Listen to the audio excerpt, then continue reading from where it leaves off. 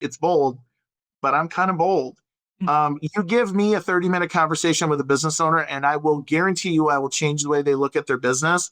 Now, they may choose not to do anything with that, but there isn't a business owner that we have conversations with that doesn't have aha moments or look at things differently. And I love that. I could do that all day long. What you don't know is costing you commas and zeros. Welcome to the Owner's Profit Playbook. I'm Pat Mancuso. Most entrepreneurs think their biggest challenge is growing revenue, but the real problem is the profit leaks hiding inside their business. On this show, we break down the strategies, structures, and financial blind spots that separate struggling operators from truly profitable businesses. Because building a business is one thing, but building a business that creates wealth, that's the real playbook. Every day, business owners are making decisions, working hard and moving fast, but many are doing it without the conversations that matter most. Not because they don't care, but because no one has ever put it all on the table. Pat Mancuso works with business owners every single day, and what he hears in those conversations might surprise you. Blind spots that cost owners time, money, and peace of mind. And advisors who are focused on their piece of the puzzle, but missing the bigger picture. Welcome to the Owner's Profit Playbook with Pat Mancuso, CEO of Mancuso Consulting Group. Before we get started with Pat today, a quick word from our sponsor. If you're a business owner providing health benefits to your team, there's a good chance you're overpaying by 30 to 40% and leaving real money on the table every single month. Pat Mancuso and his team at Mancuso Consulting Group help business owners uncover hidden savings in their health insurance costs without cutting benefits or changing doctors. In less than a minute, you can provide a few simple data points and receive an estimated cost savings in minutes. Find out what you've been overpaying by visiting reduceemployerpremiums.com. Pat, always great to talk to you. Welcome to your show. Hey, Chad, it's good to be with you. I appreciate it. Hey, let's kind of get started here from the beginning. Tell us what you do and who you work with day to day in regards to what I just talked about. Yeah, Chad. So my journey has been long and has been interesting, and started in real estate in 1987. First, I thought I wanted to be a CPA, so I went to college and decided I was going to do an internship as an accountant for an accounting firm. And thank goodness I did that, because I decided very quickly that was not who I was. I was an entrepreneur at heart. And although I wanted to build a CPA firm, I decided very quickly that that industry didn't work for me. Now, what I did, though, discover is understanding numbers and financials and how important that was as a business owner. Got into real estate in 1987, had an incredible amount of success, humbly, built a team, and got into leadership in the brokerage side, worked for one of the largest independent firms in the country that was acquired by a very large capital firm. And that taught me a lot about building businesses, scaling businesses, looking at ancillary businesses. So in 2002, I decided to open my own brokerage firm with some investor partners. And we launched our first Keller Williams franchise. And we went from 11 agents to 80 in the first year. We had massive success. Most profitable franchise in the history of Keller Williams at that time to launch as quickly as we did. We scaled to 800 agents in 4 years. We owned 6 franchises, built a mortgage company, title company, and I was the CEO of those businesses. And what that taught me was how to scale, understanding people. And it also taught me about partners and investors and things to look for in that. In 2000, I stepped out of my relationship with Keller Williams. We had built a very successful coaching program inside of that, and got back to my consulting roots. And I had been a consultant, had a consulting company, all that journey that we were talking about. But I really started to get into the passion of what I was, which was an entrepreneur and business owner at heart. And the things that I experienced, the blind spots, the lack of advice, really came home to the point where we decided that was our passion. And so we helped 800 businesses in a 2-year period obtain a tax credit that, frankly, many in their world, whether it was accountants or CPAs or advisors, told them they weren't eligible for. And that was shocking to me. And it wasn't shocking because they were told it. It was shocking because of how they were told it and the lack of knowledge and information. And so what we did was we said that we're going to create an environment where first we have assembled a virtual family office, which if people don't know what that is, basically what I've done is I've gone out and found some of the most impactful, recognized names in the industry in terms of tax mitigation, tax planning, exit planning, life insurance, wealth building, you name it. If a business owner is going to experience it, we've put a team together to help them with that. And we're just super excited about what we're doing and the impact that we're having on business owners. And so that's where we are today. All right, awesome. So I know you're constantly kind of in conversations with business owners. What do you think makes your perspective unique compared to other advisors that they might be working with? Yeah, it's a great question. And I would say first, it's the experience. I have been a business owner. I've scaled, I've exited. Good exit, not a great exit. Um, I understand the business from the entrepreneur's perspective because just like them, I've had times in my life where I've needed to meet payroll. Somebody was going to sue me. I had an employee who wasn't happy. So that perspective is I can have that conversation with that business owner, not as a CPA, but with a background in understanding finances and profit and loss statements and cash flow statements and P&Ls. I can have a conversation with them about people around them. So that gives me the unique perspective first, because I've lived it and I continue to live it every day. The second perspective is the ability to understand and ask questions that they've probably never been asked before, to the depth that they've never been asked before. I don't need to be the expert in, let's say, tax planning, because we have an attorney that's part of our team that's one of the most recognized tax attorneys in the country. I just need to be able to have the conversation and ask that business owner, when was the last time your accountant or CPA, we're not knocking them, but when was the last time they brought you a tax strategy or tax mitigation opportunity versus you bringing it to them?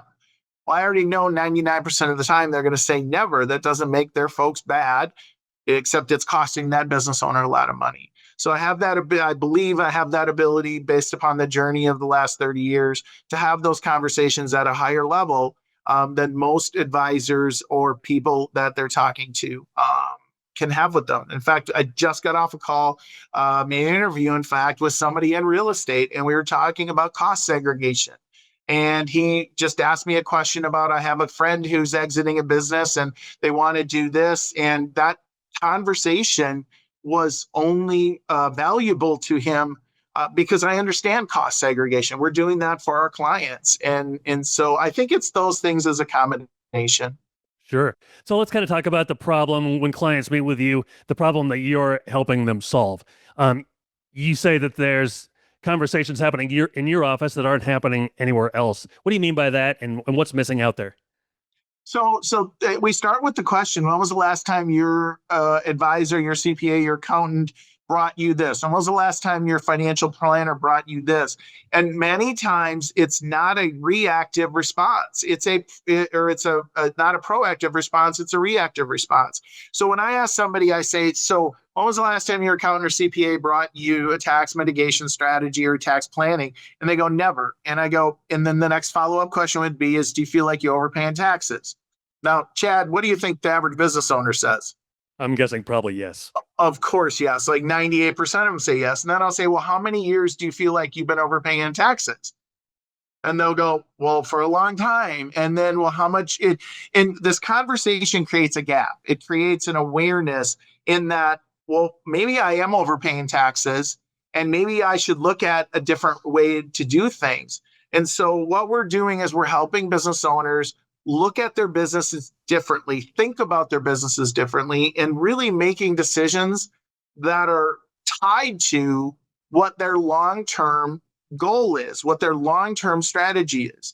If you ask most business owners, why did they start doing what they're doing? You're going to get a few kind of variety of answers, but many times it's they either got out of the corporate world because they didn't want to do that anymore. They were frustrated where they were at. They got into it because they think they could get more money, freedom, financial freedom, and time freedom, which of course they generally don't have any of. And the point is they got into it for a reason, but they never thought about what it looked like to build it to the point where they would exit and create a life We say a life by design. In other words, you build something where now you can live after that versus, by default. And that's what happens a lot of times. So that's where our passion is we start uncovering the gaps and the blind spots. Our podcast is the Owner's Profit Playbook. And the whole premise of it is there's every business owner, you, me, we all have blind spots. That's why they're a blind spot. We don't know they're there. But an example of this is think about a conversation that I had with a business owner, and we were talking about a tax credit, tax strategy, tax mitigation called the Augusta Rule. Now, most people don't know about the Augusta Rule. 50% of business owners I talk with, I ask them, have you ever heard about the Augusta Rule? And they go, no, what is it? Well, basically, it's an opportunity if you own a business and you have meetings to leverage an investment property you own or a home that you own, if you may. So your home is an investment property. So to leverage your home to do events. It can be taken every year. There are certainly requirements. There's a process. But the fact of the matter is it's $15,000 plus per year. Now, if you've owned a business for 20 years and you could have taken advantage of that 20 years ago, that's $300,000 in tax savings that you've left on the table. Now, if you extrapolate that out as a business owner, if you had that extra $300,000 sitting in the bank and you were going to sell your business, well, now your business is worth more. And there's just not that conversation happening. In fact, what prompted this is, so on a call with a CPA, quote, well, we don't look at that tax credit because it's so small. Well, I don't know, Chad, is $300,000 worth a lot to you? I feel like I could find a good use for it. Yeah, so could that business owner, or so could their family, or so it's just crazy. And I'm not here I never, ever beating up a CPA, an accountant. They're all great people, but there's not enough people having those conversations with business owners. I can assure you there's not. Why are they not having those conversations? Yeah, that's a great question. So I think in some aspects, it's because the industry is structured the way that it is. They go from tax return to tax return, tax filing to tax filing. They record historical data, is what many of them do. In other words, at the end of the year, they reach out to their client. Hey, how's your year been? We need to get your financials. And oh, by the way, you're going to have a tax ramification of $100,000. That's not proactive, that's reactive. So it's a little bit of the industry. You see a very large segment of the industry right now, small to medium-sized accounting firms, they're either retiring or getting out of the business because it's just so repetitive, and they frankly haven't scaled their business to offer these additional services. And the teams that we have and we've amassed, the relationships they understand this has got to be a monthly conversation, a quarterly conversation, because business owners are doing business every month. They're making profit or not making profit every month, every quarter. And the time to have these proactive conversations is not at the end of the year or, April 15th when you got to write a big check. So the fact that you're having these conversations and other advisors are not, it's kind of filling a gap. Was there a moment or a type of conversation that made you realize how big the gap really was? There's many. I think in that window where we did business with companies for 800 business owners, there's been many over the years, but there's always ones that stick with me. And that's when you are having a conversation and you have an advisor or CPA or accountant on the phone, and we're having a conversation and attempting to address their concerns on something. And they keep pushing back and not pushing back because there's validity, but pushing back because they're territorial or fearful they're going to lose a client. And instead of thinking about that client's money. And that's unfortunate because it's not their money. It's the client's money. And my job is to help the client protect their assets, build wealth, add more money to the top line or bottom line. There's a story recently that has stuck with me, and I'll just share this with you, and I'm not going to share the company, and I'm going to kind of massage some numbers, but I think people listening, if they own a business, this should shock the heck out of them if they don't have this. So business owners many times have employees. Many times those employees do things on behalf of that business. And in many cases, those business owners supply company vehicles to those employees to produce a service, to provide a service.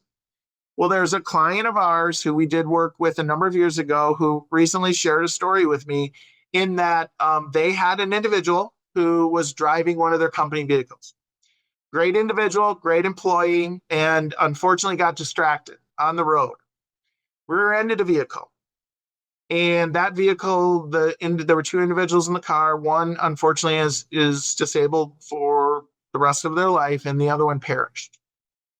Now, just right there, that should cause business owners pause, because if they have employees who are in vehicles and they're not protected properly, they're going to experience building wealth and having it take away because of the way their legal system works. So the fact of the matter is this particular business owner had an umbrella policy, which is absolutely a bare minimum, but I can't tell you how many business owners I talk with. And they go, well, no, I don't have an umbrella policy. And I go, do you understand what happens if somebody that you employ does something one way or another? There's so many variations. And they go, no, I had no idea. And I go, well, here's the thing. That's our job, is to help you build wealth and make sure you protect it so somebody doesn't take it away. So in this case, the business owner had an umbrella policy. However, Chad, I'm sure you can imagine, what's a life worth? What's permanent disability worth? So that particular umbrella policy far was under what the litigation amounts ended up being. Now, the problem is this particular business owner did have an umbrella policy, but they didn't have their businesses in a trust. And for very simple understanding for people, I'm not an attorney, so I'm not giving anybody legal advice. However, I do know as a business owner, if that business isn't in a trust, that means there's other vulnerabilities in terms of what those people that were harmed could come after. And they did. So and that's just unfortunate. That, we're talking like millions of dollars. Now, think about a business owner who's built up their wealth over years for the sole purpose of exiting. Not a bad employee. It was just it was an unfortunate decision. Yeah. So that's obviously, oh, go ahead. No, go ahead. Yeah, that's obviously a huge thing that's overlooked. What are some of the things that maybe you hear from business owners that tell you that there's a blind spot out there, or blind spots? A lot of business owners, Chad, don't understand how to read, interpret, or take action on their financials. So think about this. I mean, again, I talk to 2 to 3 business owners a day, and I hear all the stories, and the good and the bad and the ugly. So think about a business owner who was embezzled over 6 figures. Okay. An employee embezzled 6 figures. Now, they didn't do that in 1 month. They did it over time. Now, unfortunately, that money ain't coming back. The second thing is they didn't have insurance to protect for employee theft. That's a part of a policy that people have to understand when they get their policies insuring their business.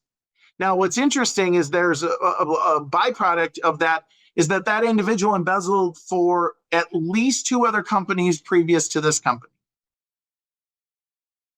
Really? So a business owner hearing this has got to understand there probably was not as much work done on hiring that individual beforehand to determine that. And part of my world for 30 years almost has been organizational development and understanding that just shouldn't happen.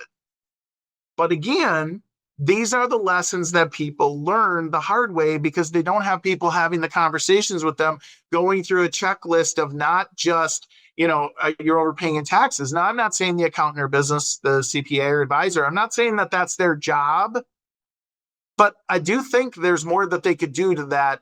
They're the ones who are helping the business owner protect their money or lose their money or keep more of it. And so, as you can tell, I'm a little bit passionate about this. Yeah, absolutely. So you kind of mentioned some things that can affect the value of an owner's business negatively. What would you say is the number one thing business owners get wrong about the value of their own business? Well, so let's even back up a little bit, Chad, and think about the business owner, the entrepreneur who got into the business. They really haven't thought about exit. I'll give you a great example. The conversation I just got off before you, it wasn't this individual, it was a friend of theirs, and they're exiting a business. Now, I don't know the particulars, but based upon the conversation, I'm pretty sure that they didn't start thinking about exiting this business soon enough to minimize tax. Because when you think about exiting a business, if you want to minimize tax impact, at a minimum, you need to start thinking about it 3 to 5 years to do certain things that you could do to legally protect and minimize tax. Which means that as you get closer to that exit, there's still some time to do things. And even in some cases, after you exit, there may be some options to do things legally, ethically, according to code. However, the fact of the matter is that I already know that they hadn't. And so now they're going to be paying more in taxes. That's crazy. They built this business. Think about laying awake at night for payroll. Think about all the years worrying about, customer service and employees and all the things that they worry about. So, it's really that they're not proactively planning. They're not proactively thinking about it. Businesses don't go out of business suddenly. They go out of business gradually. They don't lose money suddenly. They lose money gradually. And that's why, when you look at, think about this just for a second. I don't know how much you read. I read a lot. You have businesses that are legacy businesses that file bankruptcy almost every day. They have brand recognition. They have history. They have reputation, and yet they go bankrupt. Why? Because the business owner, who's ever in charge of that business, isn't doing what they should be doing. I'm not judging. I'm just saying they're not getting the advice that they need. A business should never file bankruptcy. When you stop and think about it, it should never happen. If I'm watching my P&Ls monthly and I'm losing money, I should figure out how to fix that. When should I learn how to fix it? Like yesterday. So I'm pretty opinionated, and it's okay. I can have people judge me, but I'll have these conversations all day long. I guarantee you go look at a business that has filed bankruptcy, and you could go back and you could look at history and go, right there. I had a conversation, and I know this because I have these conversations. I had a conversation with a prospective consulting client years ago, and they were in an industry that they literally owned it in this market. And I'm not going to go into the industry because people would know. I met with that individual because their CFO recommended we meet, and we were doing organizational development consulting at the time. And the fact of the matter is this individual had a problem with their finances. They were spending way too much money on marketing without a good return on investment. We help companies with that, analyze that. They should be getting X amount of return based upon where they're spending their dollars. Long and the short of it is they didn't hire us as a consultant, which was unfortunate, but that's the decision they get to make. They hired a consultant in the industry that they were in, which means they had blind spots based upon it. That company filed bankruptcy 6 months later. They had almost a 20-year journey in the Twin Cities, and they owned their market in the Twin Cities. Ugh. So it is crazy. It is crazy. So to kind of put a ribbon on the question, they're not thinking about what's down there, the target, right? And that target is going to change. But think about if you ever get in your car and you go someplace where you've never been to before, what's the first thing you probably do? You plug in the address in the GPS. Let's plug in an address in the GPS for where you want to exit the business. You can decide at that point, but every decision a business owner makes, every decision, every day, moves them closer to that exit or farther away. But if they never define the address, if they never think about what that looks like, sorry, they're making decisions that are in silos, and that's the whole problem. So business owners of all different kinds of fields are in the midst of that journey, and you work with owners of businesses from many different areas: finance, operations, people planning. Where do you see the biggest disconnects between where these owners think they are and where they actually are? Oh, wow. We don't have enough time. So where they think they are is sometimes a hallucination. We have pride as business owners. I'm no different than a lot of other business owners. So they actually don't see the reality of what it is, either because other people are telling them like it's this way, but it's not really this way. They have blind spots because the people are telling them what they want to hear. You probably can figure this out right now. I do not tell people anything. I ask them questions, and if I'm doing my job, they get to self-discover. versus me telling them. But I will tell you this, there are times where you have to tell people and they don't want to hear it sometimes. Like that individual I was telling you about, they didn't want to hear it. And now where did that get them? So it happens a lot where it's a big blind spot for them. So you got to be able to ask great questions, listen. That's another key thing. And then just be able to understand. And I would say this last thing, Chad, business is business. Profit is profit. Sales is sales. People are people. The balance sheet is the balance sheet no matter what industry you're in. Cash flow is cash flow no matter what industry you're in. Marketing and sales is sales and marketing no matter what industry you're in. And the other thing I would say a lot of times that's impacted is they don't listen to their customers.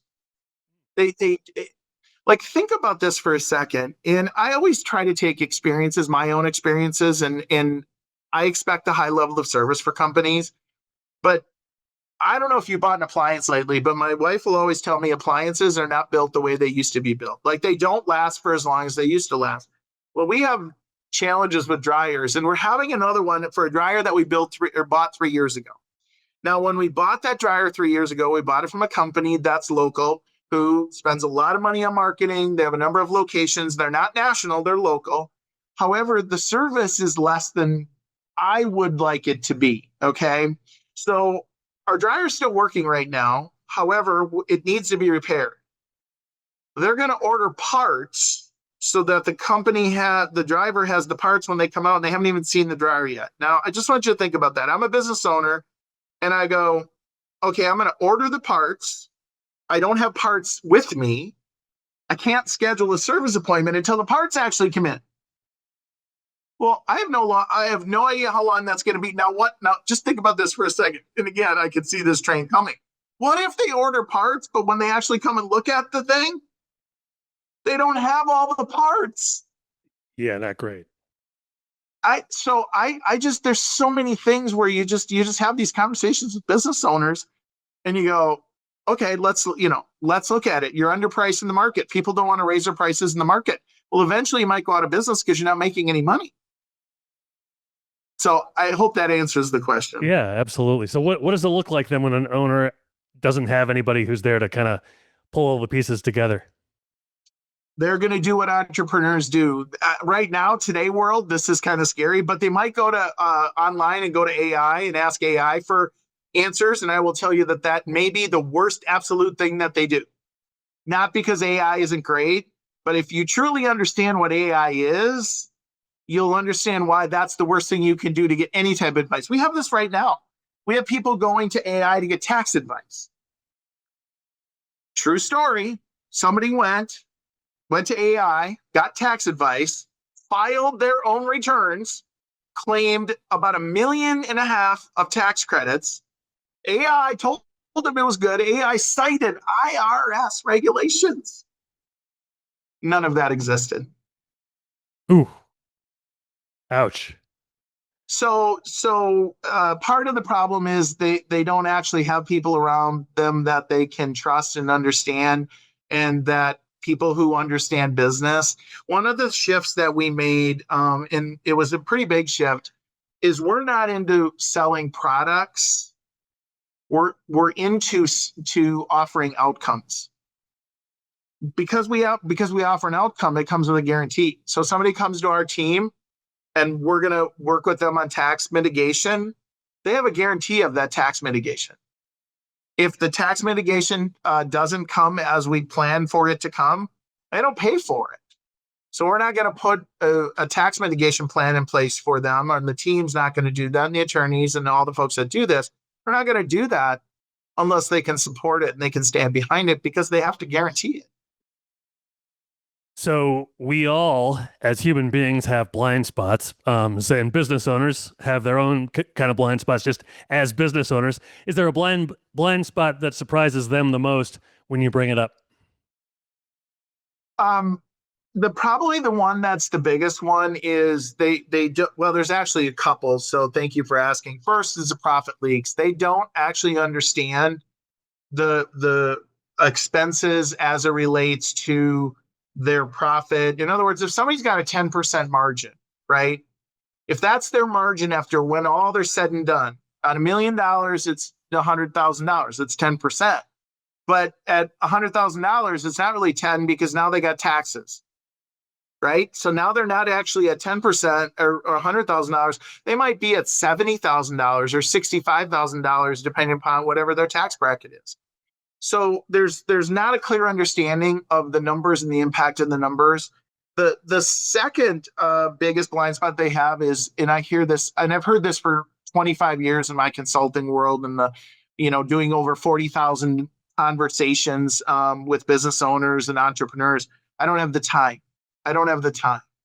I can't do that because I don't have the time. That's the absolute falsest thing in the world, is you don't have the time. And then when you don't have the time because you don't feel like you have the time, then you probably don't give an issue the time that it needs. And therefore you're going to put a Band-Aid on it and almost guarantee you 100% down the road, you're going to have to revisit that conversation.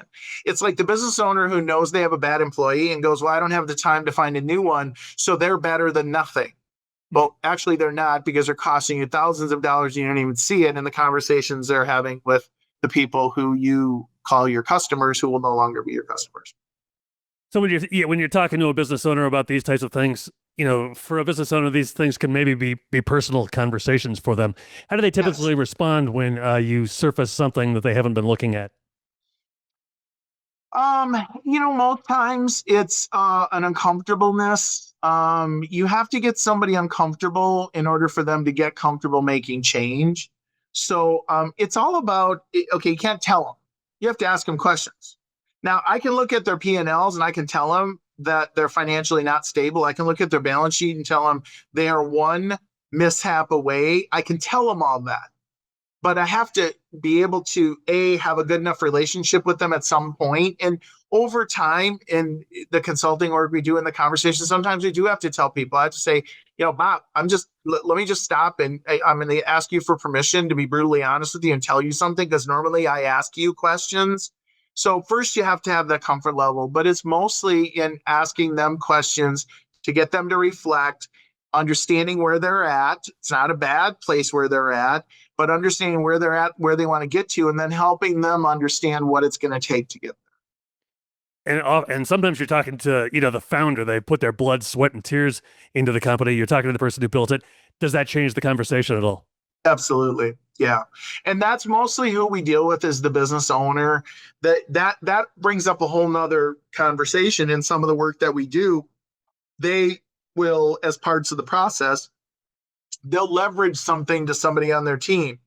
We've got this amazing insurance opportunity right now to help small, medium-sized, even larger companies save 30 to 40% on their healthcare coverage without changing their carrier, without changing the deductibles, without changing anything the employee experiences. 30 to 40%. We just did an estimate for a firm, and potentially we can save them over $1 million a year on their healthcare costs. Now, what happens sometimes is the owners will delegate something to someone, let's just say HR, and the HR person goes, $1 million is great, but I don't want to have to deal with this because it's new, it's a change, or maybe it changes my job. That's a big problem. Is there's a point at which leverage is always better, but sometimes the folks that you're leveraging to don't understand whose money this is. Like, could you imagine an employee going to a business owner and going, hey, I don't think we need to do this because it's a little bit more work for me. It's $1 million. That's insane to me. Absolutely insane. Yeah. So what do you, I guess you just answered it there, but in general, what does it cost an owner personally, not just financially, when these conversations aren't happening, especially if they're not happening early enough? Well, here's the thing. It's a big actual blind spot for them that we don't know what the money is. So think about it this way. We think in terms of what that is versus what the compound effect is. So the compound effect, if you took very simply visually, this will be hard to do, but we'll do it. If I have 3 employees and they're in each different roles, whatever the case may be, and I would say if I had a 10 in each of those roles, that'd be amazing. Okay, well, if you add 10, 10, 10, that's 30. Let's say that I have those 3 employees and I give them each a 5.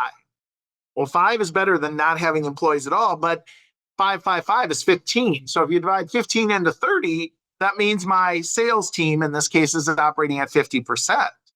People will go, well, that's not too bad. Well, actually, it's not that number. If you took the 10, 10, 10 and you multiplied them together, because that's truly what the compound effect is, that's 10 times 10 is 100 times 10 is 1,000. And if you multiply 5 times 5 times 5, that's 25 times 5 is 125. It's actually 12.5% functionality. So I don't know, Chad, I'm not real sharp in math. It's always the thing I say to people. But 12.5% seems a whole lot worse than 50%. Yeah, I think so. Definitely. And so if you think and you apply that to line item expenses where they're overpaying for 10 line item expenses, if you can just compound this all over the place, if my conversion rate is not where it should be, if I'm not getting a return on investment on the ad spend that I'm doing, if I'm not leveraging referrals from my customers, you could go on and on and on. And there's so many things. So it's just a hard thing to understand unless somebody is actually having these conversations with you. And, we're having conversations. This conversation we're having is talking about things at the operational level. But then when you start getting into tax, you get into tax planning and tax mitigation, you get into wealth building, all those things. Everything just multiplies because of that compound effect. So you're talking to a business owner and maybe in your own nice way pointing out blind spots that he or she may not be seeing, and they say, "Oh my goodness, you're right," and they start to take action and address the blind spots. What kind of shifts first? Their mindset, their thinking has to shift, and in order for that to shift, they have to understand the pain that they're going to continue to experience either today, tomorrow, next month, or on exit. They have to understand that and put that in real terms. And part of that issue is, for example, most business owners, when they exit their business, there's been books written on this. Over 70% of business owners, when they exit, are unhappy after 90 days. Okay, have I thought about that? I don't know. I'm not saying you shouldn't exit and go to retirement, but for 30 years, you've been working in your business, on your business, and being a part of your business. The second thing most business owners, again, talking about exit, is they don't understand, they miss this, that if they haven't planned properly, when they exit, the tax liability goes up, it doesn't go down, because now they don't own a business, and that business provided them certain opportunities, certain wealth building opportunities through tax strategies that now they don't have because they're not the business owner. And by the way, a lot of this stuff, I would be remiss if I said this, there are a lot of applications with this with high W-2 wage earners. High W-2 wage earners think that the only thing they can do is pay tax, when in all actuality, there's a number of tax strategies for high net worth individuals to help minimize their tax as well, that nobody's ever talked to them about. Can you share an example, maybe without pointing out who they are specifically, of what it looks like when someone leans in and versus when they keep avoiding the blind spots? When you say leans in, I want to make sure I understand what you might be looking for there. Like, okay, I've bought in. I'm not going to avoid these problems. I'm going to face them head on. And so thank you for that. So I think the first thing is it gives them some relief that they actually have a path. Because right now, remember, most business owners, entrepreneurs, small and medium-sized founders, a lot of them are working morning till night, even if they have teams, even if they have staff, because owning a business is not easy. The economy is not easy. You've got shifts in the economy. You've got, think about a company who had a 10% increase in their health benefits on January. Well, now if they have a 10% margin, it's not a reduction of 10%. 10% goes actually into 10%, and it's a much higher level impact. And if they do nothing else, they now just lost money, if all other things remain the same. So it's a shift in looking at their business proactively versus reactively, and it's empowering. And it actually gives them an opportunity to breathe a little bit and now focus on a path, focus on a destination, understanding whatever that exit looks like. Some business owners don't want to exit. They just want to put somebody in place to run it and maintain the revenue stream. That's okay. Some people want to bring out a partner. That's okay. Some people want to get out of it. That's okay. But the last thing a business owner should do is ever work for 20 or 30 years and exit a business without a penny or have to close it down. that is just painful to me, and it's not even my business. Yeah, no doubt about that. So for owners that you work with, what does a great outcome look like? First, I would say we have to define where they are right now. Without defining where they are right now, we have no idea how to get them to where we want to go to.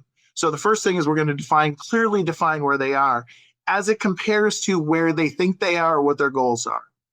Two, we're going to help them minimize tax so that what they're doing, they're working harder and smarter, but they're making more. Again, when I say minimize tax, legally, ethically, morally, according to IRS code. Now, that doesn't mean the same for everybody. Every business owner is not created the same. Every tax plan is not created the same. Every situation is not created the same. So they financially are on better footing. Next, they actually have a target goal. They actually are looking at things proactively and understanding how to compound wealth building in their business. Tom Wheelwright wrote a great book. It's called Tax-Free Wealth Building. Basically, it's how do you build wealth as a business owner and do it at the least amount of tax. When we say tax-free, people think it's always zero. No, it's not always zero. Can it be zero?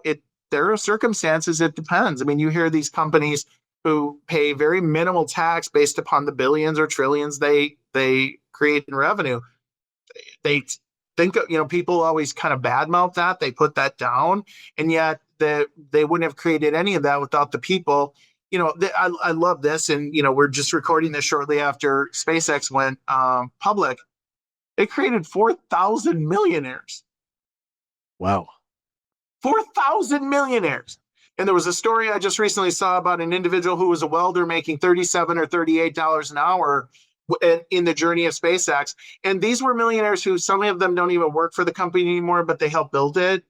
And his deal, I think, was his stock options or the stock sale. The number was 900 plus thousand. Okay, well, I might be Jeff Bezos, or I might be Elon Musk, or I might be any of Zuckerberg, but I'm creating a business and I'm creating opportunities for people. There is nothing wrong with that, but yet, unfortunately, we have some people who don't understand that concept. So, we talked about business owners are probably everybody has blind spots. Some of them may just not be aware of their blind spots because they're not having the conversations that we've talked about. If there is a business owner listening now thinking, I don't know that I'm having these kinds of conversations, what's the first thing they should do? Just acknowledge the awareness that there might be a better way. There might be different conversations that they need to have. I think in terms of their CPAs, accountants, and advisors, are they really proactive? It doesn't make them bad people, but remember, it's not their money. I say this, Chad, to every business owner. We'll talk with business owners about tax credits, and they'll go get advice from someone, and they'll come back and they'll go, well, we don't really want to take advantage of the tax credit. And I go, here's the deal. Not my money. It's not my money. My job is to help business owners who want to be helped to build their wealth. If you choose not to take advantage of a strategy or you choose not to implement something, I'll go to bed tonight and be just fine. It's not my money. So in terms of where the best place to start is, just reach out to us through our website. It's at mancusocg.com. Well, it's always in the show notes, but we also have a 10-minute, I say 10 minutes, it's 10 questions, it's less than 10 minutes. But we have a 10-minute assessment that people can go take. And what that will do is it'll give them a report to acknowledge where are their blind spots on some of these things: asset protection, trust, people, financial. There's things that are big rocks that we really need to have conversations with. So that's the best way. We're on the social media and all that stuff. I'm super accessible. A conversation with a business owner is not about selling them something. Every business owner I talk to gives me a story that I can share with other business owners. Number one. Number two, this is a bold guarantee, Chad. It's bold, but I'm kind of bold. You give me a 30-minute conversation with a business owner, and I will guarantee you I will change the way they look at their business. Now, they may choose not to do anything with that, but there isn't a business owner that we have conversations with that doesn't have aha moments or look at things differently. And I love that. I could do that all day long and not get paid for it. And yet we do it all day long and we get paid great for it because people understand that these are things that they really need to pay attention to, because running a business and owning a business and all the risks that go with it, that's not easy. Like if it was easy, everybody would do it. So that's a great place to start. But who is this work really for? Who's the right fit for the kinds of conversations that you would have? Small to medium-sized business owners, even larger business owners, might be 500 employees or less. That would be the business criteria. High W-2 net worth individuals, anybody who's paying over $400,000 in taxes a year. There are probably people that we can help them. There's probably things that we can help them with in terms of strategies. I had a business owner the other day who said, I'm sick of being a personal guarantor on these bank lines of credit. And I said, oh, wow. So I get it, right? Nobody wants to be a personal guarantor on lines of credit, but that's what banks do. If you understand how banks work, that's how they do.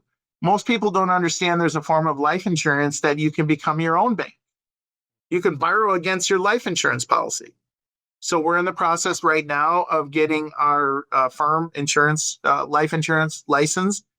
We're not going to do life insurance. We're not going to sell life insurance. What we're going to do is we're now going to be able to work with some of the top people in that field and use life insurance as a wealth building tool. We have a license agreement with Garrett Gunderson, who is amazing and has got some amazing content on how to help people build wealth as a business owner and high W-2 wealth, high W-2 net income.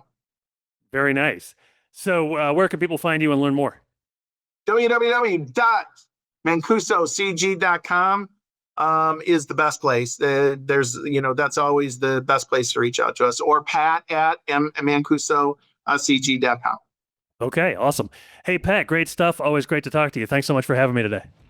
Thanks, Chad. I appreciate it. I always appreciate your perspective on helping us get that message out. If you're serious about building a more profitable business, make sure you subscribe to the Owner's Profit Playbook so you never miss an episode.